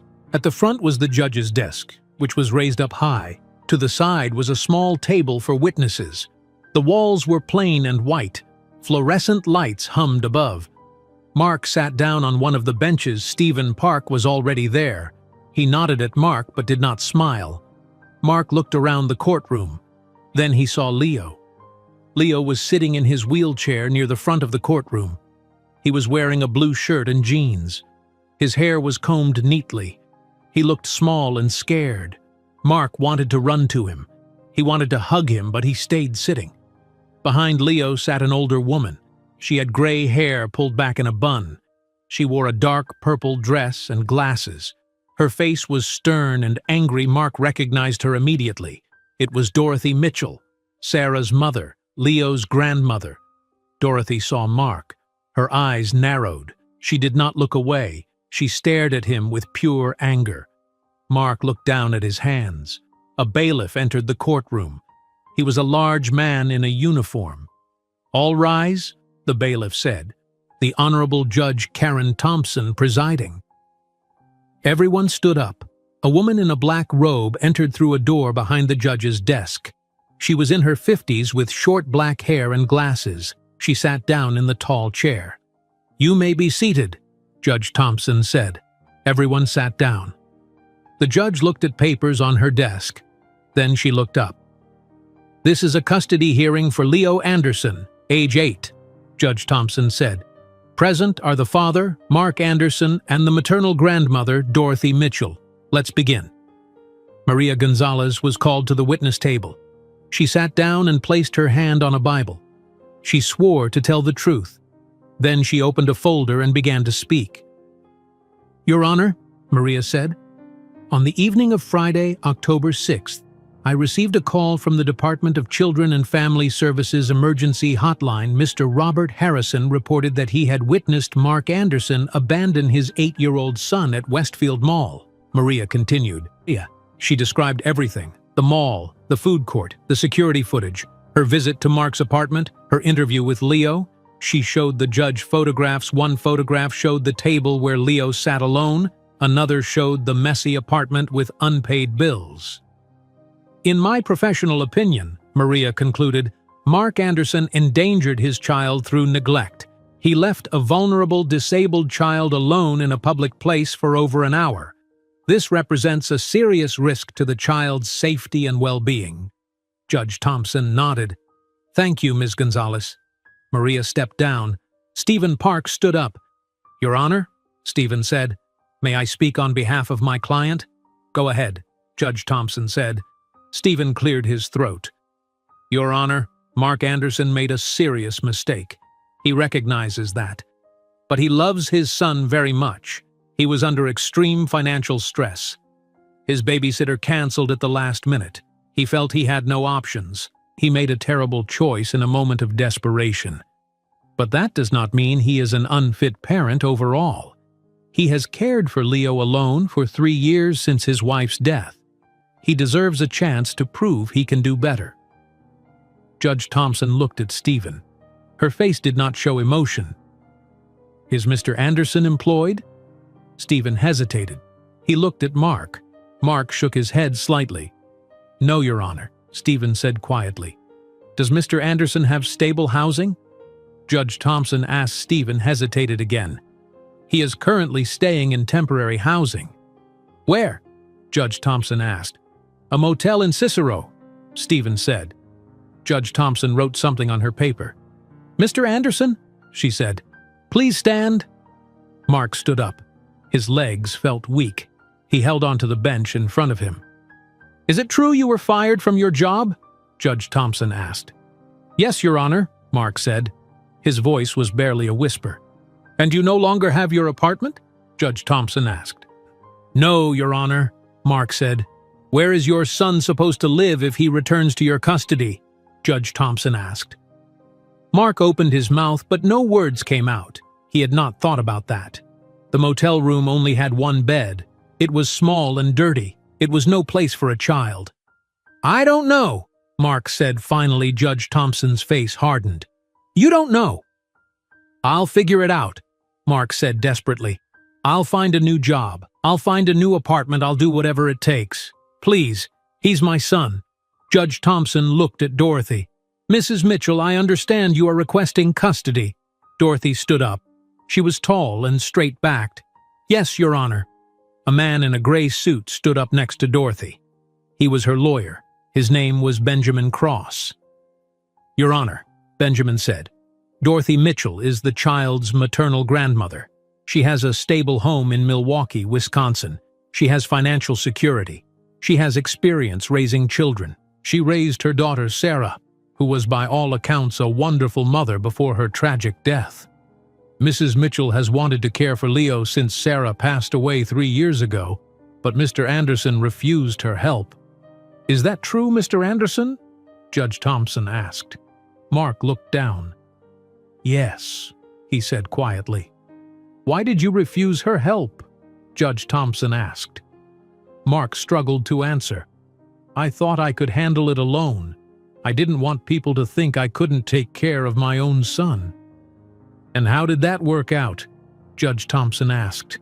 Her voice was sharp. Mark said nothing. There was nothing he could say. Judge Thompson turned to Leo. "Leo," she said gently, "can you come closer?" Dorothy wheeled Leo forward. He stopped in front of the judge's desk. Judge Thompson leaned forward and looked at Leo with kind eyes. "Leo," she said, "do you know who Mrs. Mitchell is?" "She's my grandma," Leo said quietly. "My mom's mom." "Have you spent time with her before?" Judge Thompson asked. "A little," Leo said, "when I was younger, before my mom died." "Do you remember her?" Judge Thompson asked. Leo nodded. "She's nice. She bakes cookies." "Do you feel safe with your grandmother?" Judge Thompson asked. Leo looked back at Dorothy. Then he looked at his father. Mark was staring at him with desperate, pleading eyes. Leo looked confused and sad. "I don't know," Leo whispered. "Do you feel safe with your father?" Judge Thompson asked. Leo did not answer. The courtroom was completely silent. Everyone waited. Finally, Leo spoke. "Sometimes," he said. His voice was so quiet that people leaned forward to hear, "Sometimes I do, but sometimes I'm scared." Judge Thompson sat back in her chair. She looked at the papers on her desk. Then she looked up. "I've made my decision," she said. Mark held his breath. His heart pounded in his chest. "Based on the evidence presented," Judge Thompson said, "I am granting temporary custody of Leo Anderson to Dorothy Mitchell." Mark's knees buckled. He grabbed the bench to keep from falling. "No," he gasped. "Please, no." Judge Thompson continued. "Mr. Anderson, you have demonstrated that you currently cannot provide a safe and stable environment for your child. You have no job. You have no permanent housing. And most importantly, you made a choice that put your child in serious danger." "Please," Mark begged. Tears streamed down his face. "He's all I have. He's my son."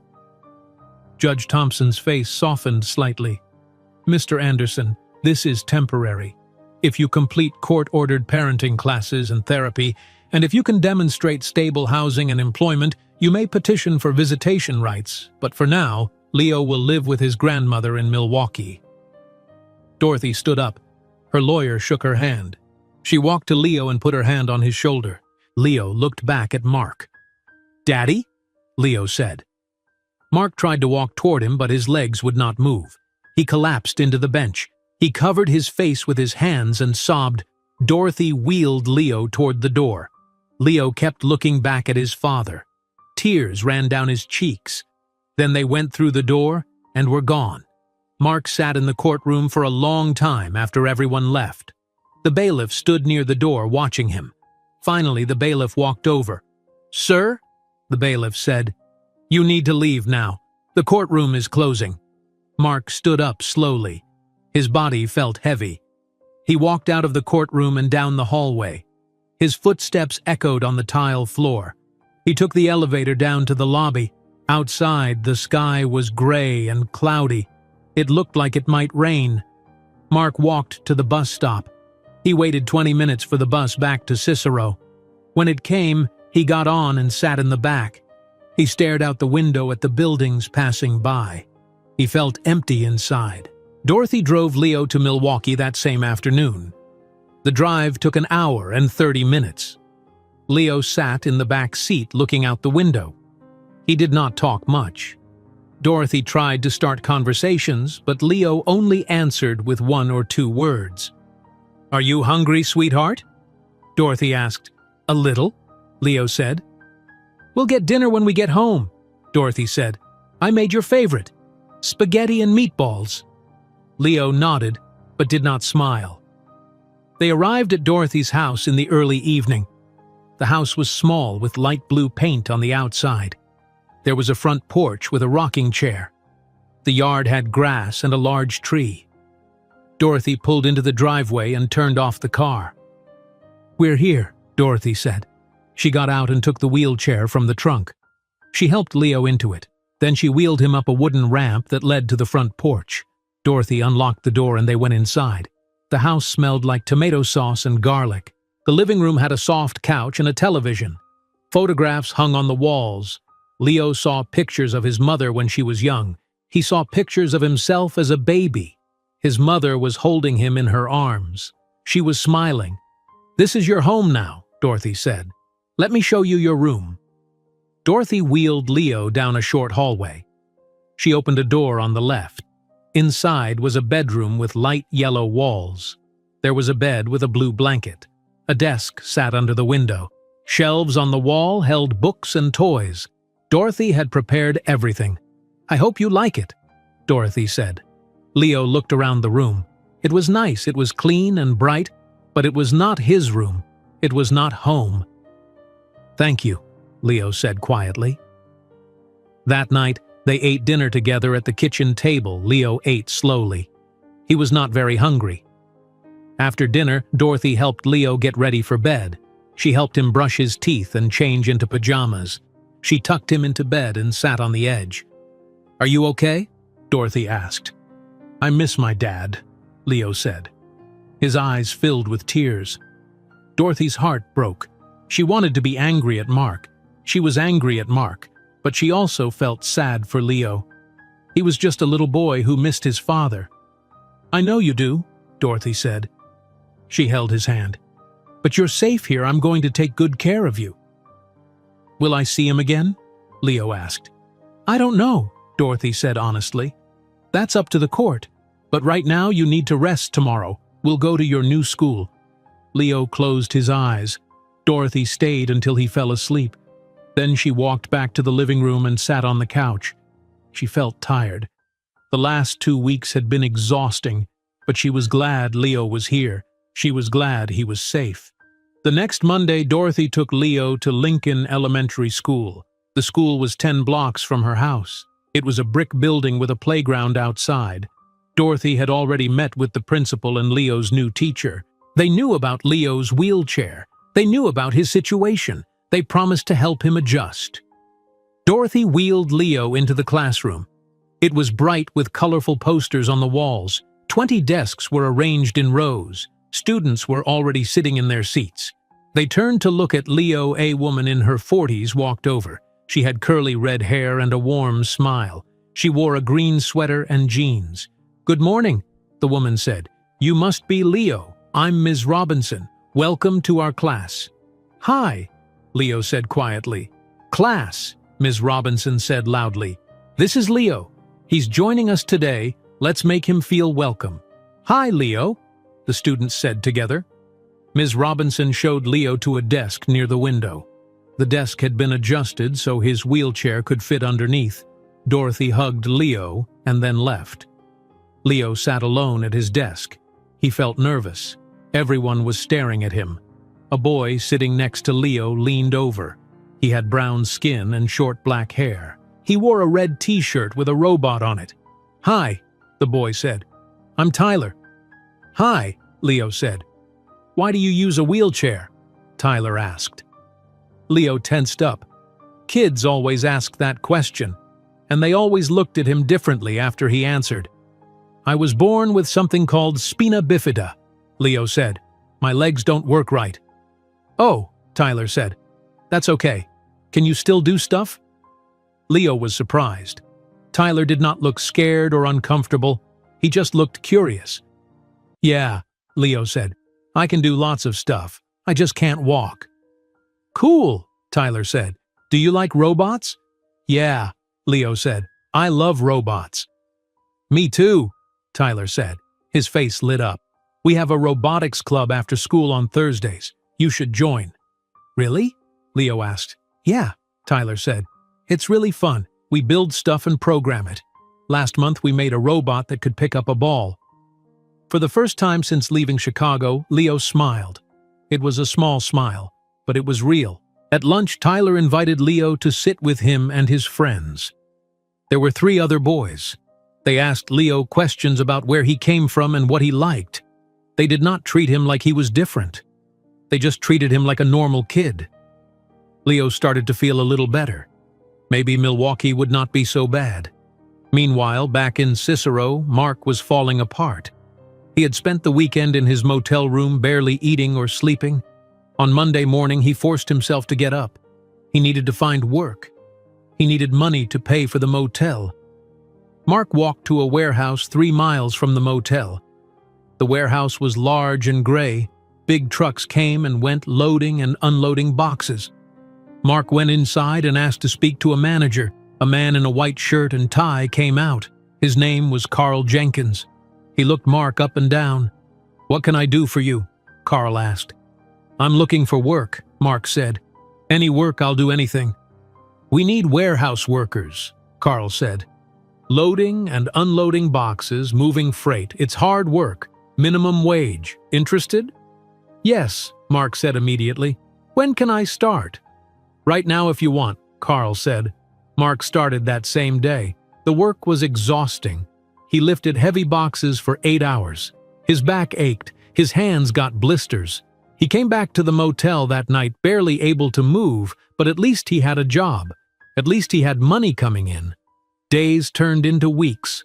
Mark worked at the warehouse during the day. At night, he sat alone in his motel room. He had no friends, no family. No one called him. No one visited him. He was completely alone. One evening, Mark was walking back to his motel from the bus stop when he saw his reflection in a store window. He stopped and stared. He barely recognized himself. He looked thin and tired. His clothes were old and dirty. His face was pale. He looked like a stranger. Mark went back to his motel room and sat on the bed. He looked around the small, dirty room. This was his life now. This was what he had become. He had lost everything, his job, his home, his son. All because he made one terrible choice. Mark thought about Leo. He wondered where Leo was, what he was doing, if he was okay, if he was happy. Mark felt tears running down his face. He lay down on the bed and cried. The next day, Mark found a letter that had been slipped under his door. It was from the Department of Children and Family Services. Mark opened it with shaking hands. The letter said that if Mark wanted to see Leo again, he had to complete 2 things. First, he had to attend parenting classes every Tuesday evening for 12 weeks. Second, he had to attend therapy sessions once a week. Mark read the letter 3 times. At first, he felt angry. Who were they to tell him how to be a parent? He loved his son. He did not need classes or therapy. Mark crumpled the letter and threw it in the trash. He tried to watch television but could not focus. He tried to sleep but could not. His mind kept going back to the letter. Finally, at midnight, Mark got out of bed. He took the crumpled letter out of the trash. He smoothed it out on the table. He read it again. The letter gave him a phone number to call to schedule his first appointments. Mark stared at the number. He thought about Leo. He thought about never seeing him again. He thought about Leo growing up without a father. Mark picked up his phone. His hand hovered over the buttons. Then he put the phone down. He was not ready. He was too angry, too hurt. But that night, Mark could not sleep. He kept seeing Leo's face at the courtroom. He kept hearing Leo's voice asking when he would see his dad again. Mark lay in the dark with tears streaming down his face. Maybe he did need help. Maybe he did need to change. 3 months passed. In that time, Mark made a decision. On a Tuesday morning in late January, he finally called the number on the letter. A woman answered and scheduled his first parenting class for that evening. She also scheduled his first therapy session for Thursday afternoon. That Tuesday evening, Mark took 2 buses to reach the community center where the parenting classes were held. The building was old with gray walls and fluorescent lights. Mark walked into a classroom on the 2nd floor. 8 other people sat in chairs arranged in a circle. They were all parents who had lost custody of their children. Some looked angry, some looked sad. All of them looked broken. A woman in her 40s stood at the front of the room. She had kind eyes and short brown hair. She wore jeans and a sweater. "Welcome," she said. "My name is Diane Foster. This is parenting class. For the next 12 weeks, we're going to learn how to be better parents, how to make better choices, how to put our children first." The classes met every Tuesday evening for 2 hours. At first, Mark sat quietly and did not participate. He listened to other parents talk about their mistakes. He listened to them cry and share their stories. Slowly, Mark began to speak too. He told them about Leo. He told them about the mall. He told them about losing everything. "I thought providing money was the same as being a good father," Mark said one evening. His voice was quiet. "I thought if I could just get that promotion, everything would be okay. But I was wrong. I put my career before my son. I put money before love." Diane nodded. "That's an important realization, Mark. What would you do differently now?" "I would stay home," Mark said. "I would hold my son and tell him I love him. I would ask for help. I would not be too proud to admit I was struggling." On Thursdays, Mark went to therapy. His therapist was a woman named Dr. Linda Chen. She was in her 50s with gray hair and glasses. Her office was small with a couch and 2 chairs. Soft music played from a speaker in the corner. "Tell me about your wife, Doctor," Chen said during their first session. Mark had not talked about Sarah in a long time. When she died, he had pushed all his feelings down deep. He had never dealt with the grief. He had just kept working, kept moving forward, kept pretending he was okay. "Her name was Sarah," Mark said. His voice cracked. "She died in a car accident 3 years ago. She was driving home from the grocery store. A truck ran a red light and hit her car. She died instantly." "How did that make you feel?" Dr. Chen asked. "Angry," Mark said. "Sad, lost. I didn't know how to live without her. She was the one who took care of Leo. She was the one who knew how to help him with his medical needs. She was patient and kind. I wasn't any of those things." "Did you grieve?" Dr. Chen asked. "No," Mark said. "I just worked. I threw myself into my job. I thought if I stayed busy, the pain would go away, but it never did. It just got worse." Over the following weeks, Dr. Chen helped Mark understand that he had been running from his pain, running from his grief, running from his fear that he was not a good enough father. And when he ran out of places to run, he made the worst choice of his life. "You were not evil," Dr. Chen said. "You were desperate and scared, but that does not excuse what you did. You have to own that choice. You have to accept responsibility. Only then can you change." Mark cried during many of the therapy sessions. He cried for Sarah. He cried for Leo. He cried for himself. But slowly, he began to feel lighter, like he was letting go of a weight he had carried for years. While Mark was working on himself, Leo was adjusting to life in Milwaukee. After 2 months, Leo had made friends at school. Tyler became his best friend. They ate lunch together every day. They worked on robotics projects together every Thursday after school. The robotics club was Leo's favorite part of the week. The club was run by a teacher named Mr. Garcia. He was a young man with a beard and a passion for engineering.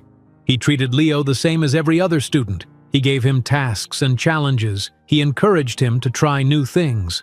One Thursday in March, the club was working on building a robot that could move through a maze. Leo was in charge of programming the robot's movements. He sat at a computer typing code while Tyler built the maze out of cardboard. "Try it now," Tyler said. Leo pressed a button. The small robot rolled forward. It turned left, then right, then left again. It made it halfway through the maze before hitting a wall. "Almost," Mr. Garcia said. "What went wrong?" Leo looked at his code. "I think I made the second turn too sharp." "Fix it and try again," Mr. Garcia said. Leo adjusted the code. He tried again. This time the robot made it all the way through the maze. Tyler cheered. The other students clapped. Leo smiled.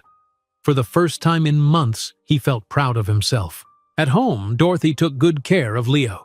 She cooked his favorite meals. She helped him with his homework. She took him to doctor appointments. She made sure he took his medication. She listened when he wanted to talk. She gave him space when he did not. One evening in April, Leo was sitting at the kitchen table doing homework. Dorothy was washing dishes. Leo put down his pencil. "Grandma," Leo said. "Yes, sweetheart," Dorothy said. "Do you think my dad still loves me?" Leo asked. Dorothy turned off the water. She dried her hands on a towel and sat down next to Leo. She took his hand. "Yes," Dorothy said. "I do. Your father loves you very much. He made a terrible mistake. But that doesn't mean he stopped loving you." "Then why hasn't he called?" Leo asked. His eyes were wet. "I don't know," Dorothy said, "but sometimes people need time to figure themselves out, to become better. Maybe that's what your dad is doing." Leo nodded, but he did not look convinced. In May, 6 months after losing custody of Leo, Mark finished his parenting classes. He received a certificate. He also continued going to therapy every week. Dr. Chen told him he was making real progress. He was learning to process his emotions. He was learning to ask for help. He was learning to be honest with himself. One evening, Mark sat in his motel room with a pen and paper. He had been thinking about Leo every day, wondering how he was, what he was doing, if he was happy. Mark wanted to reach out, but he did not know how. He did not know if Leo would even want to hear from him. Finally, Mark began to write. "Dear Leo," he wrote, "I don't know if you will read this letter. I don't know if you want to hear from me, but I need to tell you some things. I need to tell you I'm sorry. I'm sorry for leaving you alone at the mall. I'm sorry for being a bad father. I'm sorry for putting my job before you. I was wrong. I was selfish. I was scared. But none of that is an excuse. You deserved better. You deserve a father who loves you and protects you. I do love you. I have always loved you. But I didn't show it the right way. I'm trying to be better now. I'm going to therapy. I'm taking classes. I'm learning how to be the father you deserve. I don't know if you will ever forgive me. I don't know if I will ever see you again. But I want you to know that I think about you every day. I miss you every day. You are the best thing that ever happened to me. I love you, Leo. I hope you are happy. I hope you are safe. I hope you know that you are special and wonderful exactly as you are. Love, Dad." Mark folded the letter and put it in an envelope. He wrote Dorothy's address on the front. He walked to the post office and mailed it. 2 weeks later, Dorothy received the letter. She read it first before giving it to Leo. Then she sat down with Leo at the kitchen table. "Your father sent you a letter," Dorothy said. Leo's eyes widened. "He did." "Yes," Dorothy said. "Do you want to read it?" Leo nodded. Dorothy handed him the envelope. Leo opened it with shaking hands.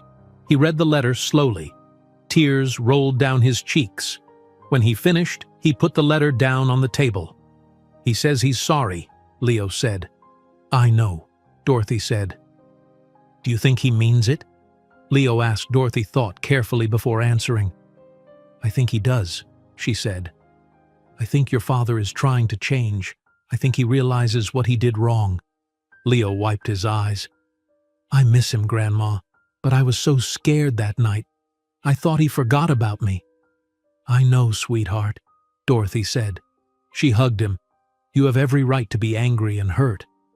"I'm not angry anymore," Leo said quietly. "I'm just sad." That night, Dorothy called Mark. Mark answered on the first ring.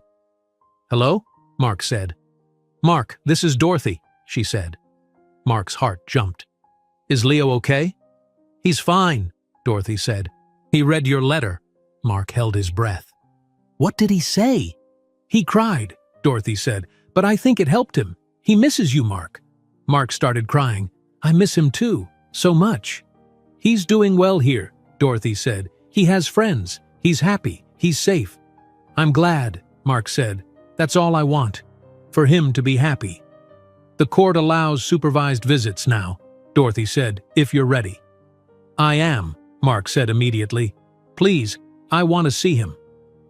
1 year after that night at the gala, Mark drove to Milwaukee. He met Leo at a park near Dorothy's house. A social worker named Janet Ross was there to supervise. Dorothy brought Leo to the park and stayed nearby on a bench. Mark stood by a picnic table waiting. Then he saw Leo. Dorothy was pushing his wheelchair across the grass. Leo looked taller. His hair was longer. He looked healthy and happy. Mark's legs felt weak. He wanted to run to Leo, but he stayed where he was.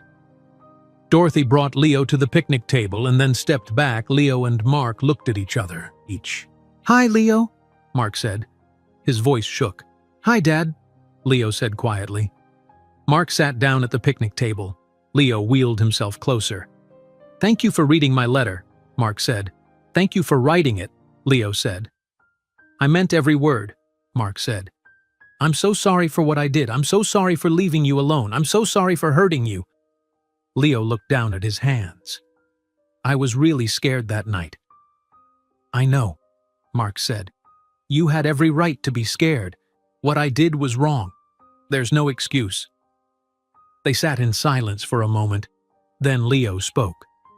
"Grandma says you're going to therapy," Leo said. "I am," Mark said. "I'm trying to be better. I'm trying to understand why I made such a bad choice. I'm trying to make sure I never do anything like that again." "Are you better now?" Leo asked. Mark thought about the question. "I'm getting there," he said. "I still have a lot of work to do, but I'm trying." Leo nodded. "Grandma says trying is important." They talked for an hour. Mark asked about school. Leo told him about Tyler and the robotics club. He told him about the robot they built that could go through a maze. Mark listened carefully. He did not check his phone. He did not look away. He was fully present. When the hour was over, Dorothy came to take Leo home. Mark stood up. "Can I hug you?" Mark asked. Leo hesitated. Then he nodded. Mark knelt down and wrapped his arms around Leo. He held him tight. He felt Leo hug him back. Mark closed his eyes and felt tears running down his face.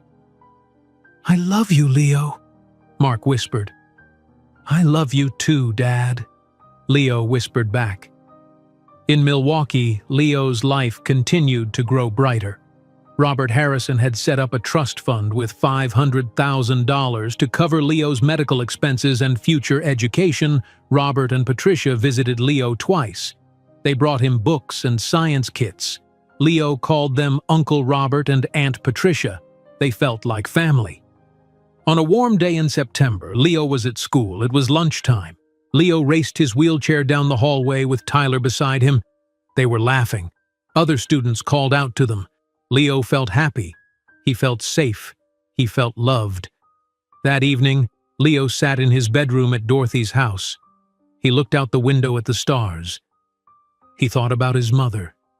He thought about his father. He thought about everything that had happened. "Thank you, Mom," Leo whispered to the stars. "I think I'm going to be okay." And for the first time in a long time, Leo truly believed it. If you enjoyed today's video, I'm sure you'll love the next one. Don't waste time.